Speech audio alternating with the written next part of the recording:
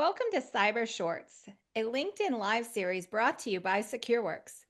In this series, we talk about short, snappy conversations as it relates to the cybersecurity community and industry. Your host is Stacy Ladwinger here today. And I'm really ecstatic. We have 3 members of the Secureworks Counter Threat Unit team who are really going to talk about what are some of the trending threat research and information organizations need to know as they begin their plans for 2025. Before we jump in with the discussion, I do want to start off with a round of introductions. So, Rafe, I know you've been on with me several times this year, but why don't you go ahead and introduce yourself again? Thanks, Stacey. Great to be back. So, Rafe Pilling, Director of Intelligence, and the Secureworks Counter Threat Unit. I can go next. Hi, I'm Sarah Kern, Security Researcher in the DPRK and Emerging Threats Lead. And I'm Chris Ewell, also Director on the Threat Research team, looking after our intelligence collection from incident response, dark web, and also responsible for our technical capability for threat intel and malware analysis. Great. And I'm really excited to have our conversation today. So, why don't we go ahead and jump in? Rafe, I'm going to send you the first question. Just a few weeks ago, we were talking about the rise of adversary in the middle attacks that are happening. What do you think organizations should be on the lookout? And are there any changes you foresee as we plan for the next year that we are for ahead?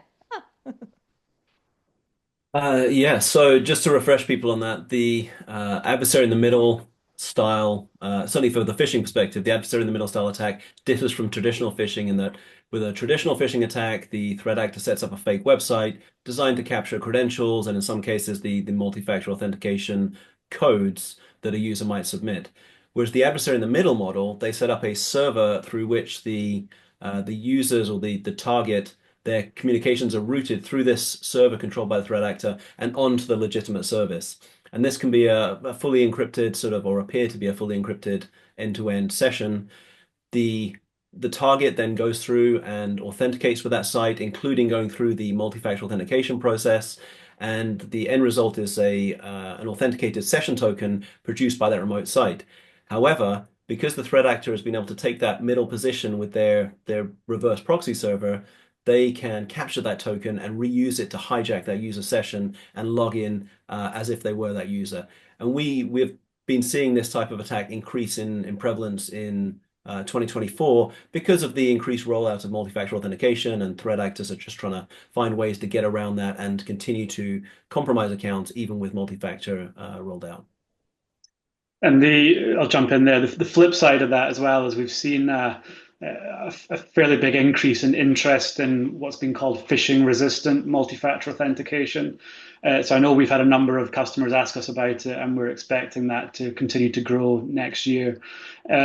Really what we're talking about with phishing resistant MFA is making sure that, particularly for sensitive accounts, so administrators, things like that, you can use things like hardware tokens and PKI-based MFA to increase the protection, reduce susceptibility to adversary in the middle.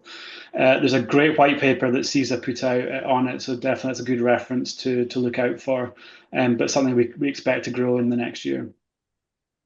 I think that's great pieces of advice of one, still stick with multi-factor authentication, number one priority. But we do know that threat actors have some ways of bypassing, but there's opportunity to prevent that. So thank you, Chris.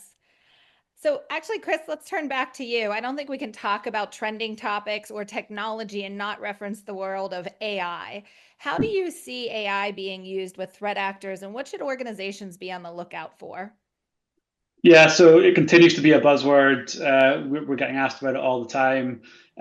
Definitely have to separate what's real with what's sort of science fiction still at the moment. So AI is definitely having a big impact on the sort of scams and social engineering side of things. We're seeing deep fakes being used in WhatsApp CEO fraud. So you might get a video that looks like your CEO or somebody senior trying to get you to send money. And we've seen some really effective uses of that. We're also seeing better phishes thanks to LLMs and ChatGPT and things like that. I think when generative AI first came on the market, that was the first thing that we thought of, was they can use this to make better phishes. You're no longer going to have your terrible spelling mistakes and things like that could make phishes really easy to identify.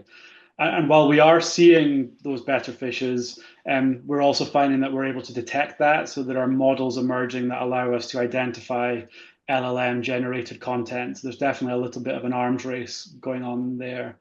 Beyond the scams and the social engineering, you're entering the speculation territory. So questions like, can AI be used to identify vulnerabilities, exploits, help with lateral movement in a network, things like that. We haven't really seen any evidence of that yet.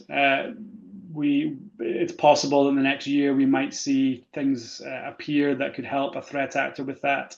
But to be honest, given that the existing tactics that they're using are proving so successful and so lucrative, there's not really that much of an incentive for them to invest in advanced capabilities like that. So definitely no evidence of that yet, but we're going to keep an eye on that landscape. I think that last piece is really important to stress is that the vast majority of what we see is traditional attacks that we've been dealing with for a long time, and a lot of which can be addressed with good, solid, basic cyber hygiene practices. And then yes, AI is going to bring new threats, but it's also bringing us new sort of defensive technologies. Hopefully, we'll be in a position where these technologies can be used to find vulnerabilities in code bases before they're pushed. Hopefully, we'll see the emergence of deepfake detection type technologies built into, these kind of collaboration platforms and social devices, mobile devices and social media platforms to spot these sort of manipulated fake content as it's coming out. But it's definitely a fast-moving area. But yeah, keeps the basics and focus on that cyber hygiene is critical. And I think it's really important as new technologies come out. It is really, yes, our adversaries are using it, but yes, we, as those defeating the adversaries, can also use why it's so important to have the information sharing, the visibility, and a lot of that's increased this year. Talking about visibility, I know a lot of that happens with government officials. We work with law enforcement, and a lot of that activities tends to be around some of the state-sponsored threats we see. And so this is always an area of interest. Sarah, could you talk a little bit about what we've seen this year and to look out for next year when we think about some of the threats that are coming from areas like China, Russia, and North Korea? Yeah, absolutely. So as we know, state-sponsored threat actors remain persistent and highly resourced. But one new threat that we've observed over the past year that has evolved and we continue to monitor involves the North Korean fraudulent IT workers infiltrating Western companies. And so this highlights a new landscape within insider threat that really highlights and brings HR to the front lines of security. But no matter what region the threat actors are originating from, there are a few key things that businesses can keep in mind to defend their organizations. And that includes minimizing the attack surface and creating a surface that is defendable and understanding the perimeter. And so by remaining vigilant and keeping up to date with the latest in threat intelligence, organizations can really stay one step ahead. It's always worth emphasizing as well. Everybody knows this, but the number one threat that continues to face our customers is ransomware. So both in terms of prevalence and the impact that it can have. And while we talk about state-sponsored actors and the tactics that they can use, if organizations focus on ransomware actors and the types of tactics they use, then that will allow you to focus on the kinds of basics that still stand you in good stead with more advanced attackers as well. So if you're going to start somewhere, we definitely recommend starting with ransomware. I think that's great. Something I know our CISO often says is be brilliant in the basics, keep to the core, and that's what's going to keep you most safe and risk averse. Yeah. But with that, Rafe, could you talk a little bit more? We highlighted some of the big areas of threats and what organizations should think about, but how can they really protect themselves? We've talked about good hygiene, brilliant in the basics. What else should they be prioritizing as they look to next year? So I think through the holiday period, making sure there are contingencies for things like being able to maintain your patch management and vulnerability management processes, particularly on the perimeter. So I fully understand people don't want to be pushing a large amount of patches and other code changes through the organization, but making sure that you can still patch the perimeter if critical vulnerabilities are disclosed over the holiday period, because threat actors will jump on them as soon as they're out there, and be looking to compromise as many organizations as they can. Similarly, if you're incident response, make sure you know where your plan is, you know who to call, and particularly through the holidays, you have phone numbers, and you can reach key people when they may be away from email or maybe away from other sort of collaboration tools that you normally use. But yeah, and certainly from a Secureworks customer perspective, we'll obviously be here monitoring customer networks 365, 24/7. So hopefully everyone will have something similar set up for themselves.